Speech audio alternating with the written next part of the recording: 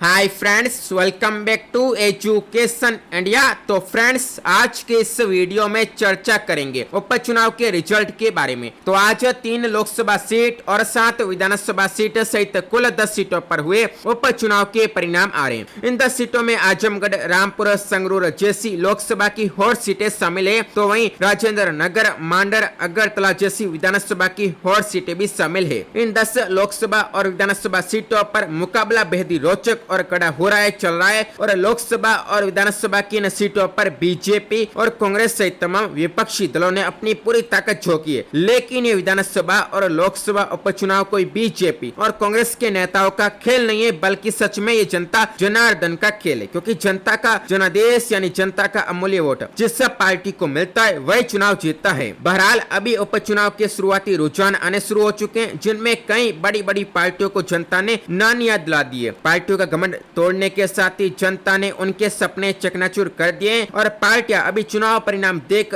दांतों तले अंगुली दबाने पर मजबूर हो गई है। तो वही नेताओं की भी नींद उड़ गई है और चुनाव परिणाम से हर पार्टी में हड़कंप मच चुकी है। तो ऐसे में आइए जान लेते हैं लाइव चुनाव परिणाम और आपको बताते हैं कि कौन कहां से आगे और कौन कहां से पीछे है। लेकिन चुनाव परिणाम देखें उससे पहले एजुकेशन इंडिया को सब्सक्राइब कर बेल आइकन को प्रेस कर दे। तो चलिए अभी इस वीडियो को शुरू करते हैं। तो उपचुनाव 10 सीटों पर हो रहा है। 10 सीटों में 3 लोकसभा सीट और 7 विधानसभा सीट है। लोकसभा सीटों में आजमगढ़, रामपुर और संगरूर सीट शामिल है। तो विधानसभा सीटों में अतमापुर, राजेंद्र नगर, मांडर, जुबराज नगर, टाउन, बोरोडवली, अगरतला, सुरमा सीट शामिल है। तो आइए सबसे पहले बात करते हैं 3 लोकसभा सीटों पर हो रहे उपचुनाव के परिणाम की। लोकसभा उपचुनाव की सीटों में सबसे पहले आजमगढ़ लोकसभा सीट की बात करें तो यहाँ से सपा के प्रत्याशी धर्मेंद्र यादव, बीजेपी के प्रत्याशी भोजपुरी स्टार दिनेश लाल यादव उर्फ निरुआ और बसपा के प्रत्याशी शाह आलम उर्फ गुड्डू जमाली।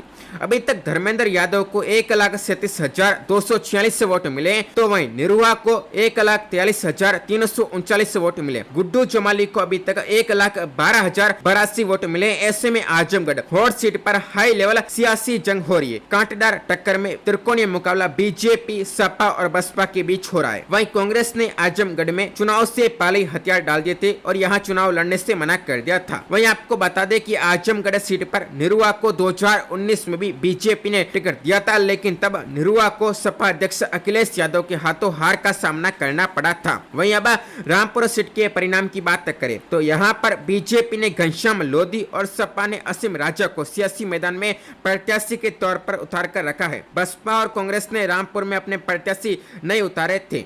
आसिम रजा को अब तक 2,43,719 वोट मिले और घनश्याम लोधी को 2,49,100 वोट मिले हैं। आपको बता दें कि रामपुर आजम खान का घर है और गढ़। यहाँ बीजेपी के लिए सेंधमारी करना बहुत ही ज्यादा मुश्किल है। यही वजह है कि सपा बीजेपी को ओपन चैलेंज दे रही है कि रामपुर जीत के तो दिखाइए। हालांकि बीजेपी रामपुर को जीतने का प्रयास पिछले 2 दशक से करी है, लेकिन बीजेपी को अभी तक सफलता नहीं मिली है। आखिरी बार मुख्तार अब्बास नकवी 1998 में बीजेपी की तरफ से रामपुर में जीते थे। वहीं नकवी ने इस बार भी रामपुर में डेरा डाला था।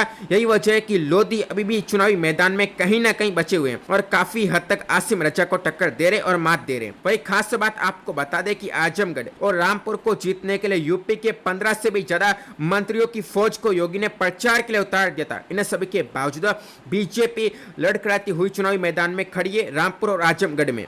वही पंजाब की संगरूर लोकसभा सीट के रुझान की बात करें तो यहाँ पर आम आदमी पार्टी के गुरमेल सिंह, बीजेपी के केवल सिंह ढिल्लन, कांग्रेस के दलवीर सिंह गोल्डी, श्रोमणी अकाली दल के कमलदीप कौर और अकाली दल अमृतसर के सिमरनजीत सिंह मान प्रत्याशी के रूप में चुनाव लड़ रहे हैं। संगरूर में अभी तक आम आदमी पार्टी को 2,35,486 वोट मिले और अकाली दल अमृतसर को 2,40,611 वोट मिले। इसके अलावा बीजेपी को 63,917 वोट, कांग्रेस को 76,558 वोट और श्रोमणी अकाली दल को 42,629 वोट मिले। ऐसे में संगरूर में आम आदमी पार्टी और अकाली दल अमृतसर में कड़ा मुकाबला हो रहा है। आम आदमी पार्टी के गुरमेल सिंह और अकाली दल अमृतसर के सिमरनजीत सिंह मान कांटे की टक्कर में जीत की ओर बढ़ रहे हैं। संगरूर में बीजेपी, कांग्रेस और श्रोमणी अकाली दल के परखचे उड़ चुके हैं आम आदमी पार्टी और यहाँ पर दोस्तों अकाली दल अमृतसर की ओर से। वहीं बात करते हैं 7 विधानसभा सीटों के परिणाम की। जहां पर सबसे पहले झारखंड की मांडर सीट की बात करते हैं। तो मांडर में जो है कांग्रेस की शिल्पी नेहा को अभी तक 16,166 वोट मिले हैं, तो बीजेपी की गंगोत्री कुजूर को 14,816 वोट मिले हैं। इसके अलावा एक अन्य निर्दलीय उम्मीदवार देव कुमार धन को 6,155 वोट मिले। ऐसे में बीजेपी और कांग्रेस की माडर में टक्कर हो रही है। वहीं अब दिल्ली की राजेंद्र नगर सीट की बात करें तो यहाँ पर अभी तक आम आदमी पार्टी के दुर्गेश पाठक को 25,174 वोट मिले और बीजेपी के राजेश भाटिया को 15,054 वोट मिले। यहाँ पर कांग्रेस के प्रत्याशी धूल फाक रहे हैं क्योंकि कांग्रेस को अभी तक 942 वोट मिले। ऐसे में यहाँ पर दोस्तों आम आदमी पार्टी के प्रत्याशी लगभग 10,000 से भी ज्यादा वोटों से आगे बीजेपी के प्रत्याशी से। वहीं अभी आंध्र प्रदेश की अतमाकुर सीट की बात करें तो यहाँ पर वाईएसआर कांग्रेस के मेकापटी विक्रम रेड्डी को 87,775 वोट मिले, तो बीजेपी के भरत कुमार को 15,888 वोट मिले। ये सीट वाईएसआर कांग्रेस के नाम होती दिख रही है।